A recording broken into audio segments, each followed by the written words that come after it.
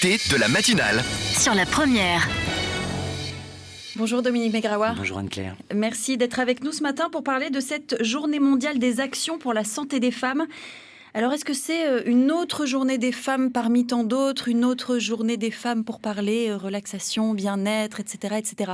Oui, c'est ça. C'est une journée internationale de l'action envers la santé des femmes, une journée qui prend toute son importance à travers le monde et tout particulièrement en Calédonie, parce qu'on sait depuis des années, à travers ce baromètre santé de la santé des Calédoniens que l'agence sanitaire mène tous les 5 ans, que la situation de la santé des femmes n'est pas bonne. Ça, c'est un constat. Elle n'est pas bonne. Elle n'est pas bonne. Et par rapport à ailleurs, elle n'est pas bonne de beaucoup, elle n'est pas bonne sur des points précis. Qu'est-ce qui pêche ? Elle n'est pas bonne sur des tas de points précis, c'est un peu pire qu'ailleurs. Et ce qu'il faut trouver, c'est l'origine de tout ça, mais aussi combler le déficit et le delta. Alors, les points majeurs, parlons-en, puisque c'est de tout ça dont vous allez parler, ou dont vous parlez, en tout cas dont la SSNC s'est saisie tout au long de ce mois de mai. Les cancers, par exemple, les cancers féminins, où est-ce qu'on en est du dépistage, du traitement, de l'accompagnement ? Alors, on a un service de santé de pointe, on a cette chance en Calédonie. On a un plateau technique exceptionnel. Pour autant, on peut encore progresser en termes de dépistage avec le frottis pour le cancer du col, avec la mammographie pour le cancer du sein et même la vaccination aujourd'hui, puisqu'on a des cancers que l'on peut éviter, prévenir avec la vaccination.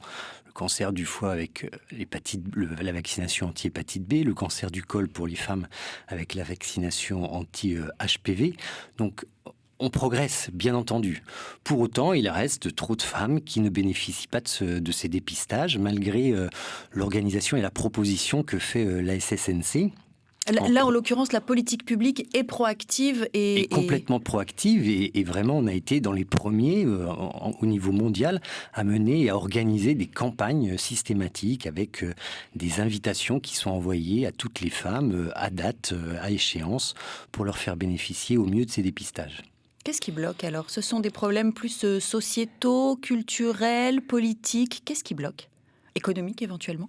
Alors, dans tous les domaines, il y a des petites situations de blocage, mais si on prend l'exemple le plus criant, ce dont souffrent le plus en termes de santé les Calédoniens, c'est d'obésité. Vous savez qu'on bat des records internationaux avec 68% de la population adulte qui a des problèmes de poids, 30% de simple surpoids, mais surtout 38% d'obésité. On est à touche-touche avec les pires pays, nos voisins tahitiens ou les Américains, pour ne citer que les principaux. Mais si on creuse un peu et qu'on s'intéresse à la différence homme-femme, eh bien on s'aperçoit que l'obésité abdominale, celle qui fait le lit de toutes les maladies chroniques, le diabète, la tension, le cholestérol, la goutte, l'apnée du sommeil, mais aussi les cancers, eh bien il y a une différence énorme entre les hommes et les femmes. Les femmes souffrent à 69% de cette obésité abdominale, là où les hommes ne souffrent que de 38%. Donc là, on a vraiment des choses à mener et à faire. Et c'est une situation particulièrement criante. Ça, c'est si on s'intéresse à la santé physique. Mais si on va on creuse un peu du côté de la santé mentale, la situation n'est pas meilleure, puisque dans cette dernière étude qui date de 2015, elle est faite tous les 5 ans, donc la prochaine va sortir, ce baromètre santé, on s'aperçoit que les femmes déclarent un épisode dépressif majeur dans 14% des cas, là où les hommes ne déclarent que 4%. Donc 14, 4. Là, on a vraiment quelque chose de majeur. Et si on s'intéresse à quelque chose d'encore plus criant, aux tentatives de suicide, eh bien, on a à peu près le même écart avec 14% des femmes qui ont déjà tenté de mettre fin à leur jour en Calédonie, des adultes, contre 6% des hommes. 14% sur la totalité des Calédoniennes. 14% des Calédoniennes ont déjà tenté de mettre fin à leur jour, là où seulement 6% des hommes l'ont fait. Donc des situations vraiment disparates. Et on le sait tous autour de cette table, la femme est pourtant l'avenir de l'homme, puisqu'elle porte ses enfants et qu'aujourd'hui on sait très bien qu'avec l'épigénétique, c'est-à-dire que ces marqueurs génétiques qui ne vont pas modifier le code, mais qui vont modifier la lecture du code génétique, Une jeune future maman qui n'est pas en santé va mettre au monde un enfant avec des facteurs de risque qui vont se déclarer à l'âge de 40, 50 ans. Et si on prend l'exemple le plus connu des Calédoniens, le diabète, eh bien une femme qui fait un diabète gestationnel va mettre au monde un enfant qui, 50 ans plus tard, sera diabétique presque à chaque fois. C'est quasiment automatique. Et donc il faut automatique. agir aujourd'hui pour être bien demain. Et donc c'est tout l'objet et l'intérêt de la prévention. C'est ce qui marche le mieux, c'est ce qui est le plus coût efficace. C'est-à-dire que pour un franc Pacifique dépensé, on a un rapport très intéressant et le plus intéressant. Ça semble du bon sens. Bien entendu. Pourquoi ce n'est pas aujourd'hui, ici comme ailleurs, pourquoi ce n'est pas la politique admise, mise en œuvre Eh bien, vous faites bien de le souligner, mais ici comme ailleurs, ce qui importe finalement, c'est l'urgence. Et l'urgence, c'est l'urgence du soin. On ne va pas laisser au bord de la route quelqu'un qui est malade. Donc la prévention, c'est toujours le parent pauvre. L'urgence, aujourd'hui, elle se situe où en termes de santé pour les femmes? On parle plutôt d'accès tout simplement à des consultations, à des suivis obstétriques, gynéco ou médicaux au sens large. On parle de sensibilisation, on parle de quoi? Bien sûr, la sensibilisation est très importante. Le niveau en littératie de santé, c'est-à-dire en connaissance de santé, est encore faible en Nouvelle-Calédonie. Donc des progrès sont à faire en termes de campagne d'information, mais aussi de pédagogie. On a la chance, mais aussi la difficulté d'avoir une population multiethnique. Et donc il faut que nos messages soient bien étudiés pour être adaptés à la fois au plus grand nombre et aux particularités. Et un travail vers les communautés est très important à mener. L'accès aux soins, on en est où aujourd'hui pour les femmes en général? L'accès aux soins, il semble évident. On a des structures de soins partout, qu'elles soient privées ou publiques, avec un chapelet de dispensaires, avec des équipes multidisciplinaires tout au long de la côte nord, sud et dans les îles. L'accès aux soins, il est permis. Pour autant, tout le monde ne rentre pas en contact avec le système de soins.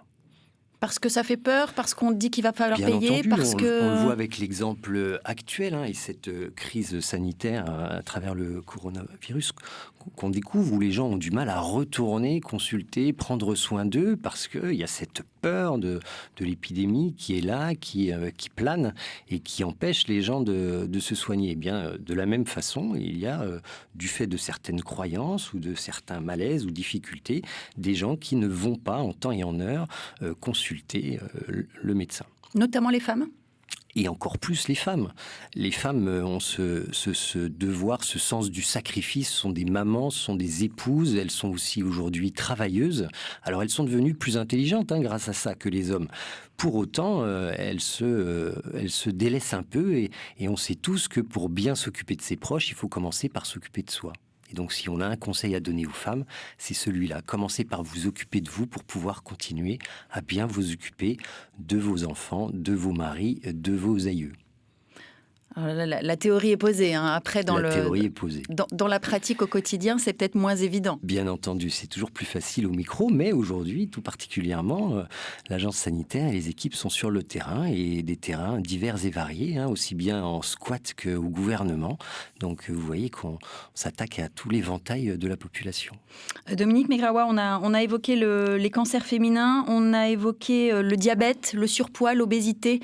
Il y a également un autre volet de ces journées, de ce mois d'action et de cette journée mondiale, c'est la santé orale et l'hygiène bucco-dentaire, notamment vis-à-vis des femmes. Pourquoi ? Bien sûr. Alors, les Calédoniens se brossent assez bien les dents. Pour autant, quand on fait des études chez les enfants, on s'aperçoit qu'il y a encore un taux de caries dans les bouches très élevé. Une des campagnes actuelles de l'agence sanitaire, c'est sur la transmission salivaire de bactéries de la bouche d'un parent, souvent la maman, vers celle de l'enfant, ne serait-ce que par le biais des baisers sur la bouche ou l'utilisation de couverts, d'une cuillère qui est allée dans la bouche de l'adulte avant d'aller dans la bouche de l'enfant. Et si cet adulte est porteur de caries, il va y avoir un risque de transmission de ces caries à l'enfant. Et là encore, c'est de la sensibilisation. Exactement, parce que ce sont des gestes qu'on fait sans y penser. Bien sûr, on veut être tendre, on veut être câlin, et puis on commet des erreurs. Donc là, il faut être informé, parce que ça coule pas forcément de source. Dominique Maigraoua, toute la journée, plusieurs rendez-vous dans les 3 provinces. Alors, on ne va pas redonner tout le chapelet de rendez-vous, il y en a beaucoup et il y en aura encore dans les jours à venir. Il n'empêche, s'il y avait un sujet sur lequel aujourd'hui les Calédoniennes doivent se recentrer, ce serait quoi ? Leur santé globalement, aussi bien physique que mentale, que de travailler à leur bien-être. On est dans une société qui va vite, une société du stress, et donc il faut savoir se poser des questions. Donc, qu'est-ce qui m'anime ? Quelles sont mes valeurs ? Qu'est-ce que je veux réaliser dans la vie ? Et pour réaliser ces choses de la vie, eh bien, il faut réussir à rester en santé. On n'est pas tous à égalité vis-à-vis de la santé. Et donc, il y a des tas de choses à mener dans son quotidien pour aller mieux. C'est un message qu'on dit rarement aux hommes, Dominique Maigraoua ? C'est un message qui est autant valable pour les hommes, bien entendu. Dominique Maigraoua, je rappelle que vous êtes responsable du programme Diabète à l'Agence sanitaire et sociale de la Nouvelle-Calédonie. C'est aujourd'hui la journée mondiale des actions pour la santé des femmes. Merci d'avoir été avec nous ce matin. Un grand merci à vous.